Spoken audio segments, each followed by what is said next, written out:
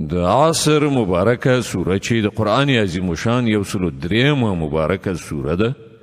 په مکې معظمه کې را نازله شوې ده 3 مبارک آیاتونه لري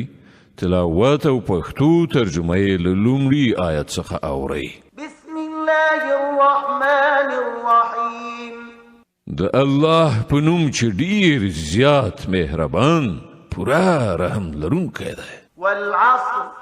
إن الإنسان لفي خسر إلا الذين آمنوا وعملوا الصالحات وتواصوا بالحق وتواصوا بالصبر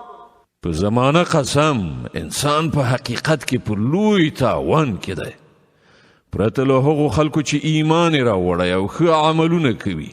او یو بل ته د حق نصیحت او د صبر ښودنه کوي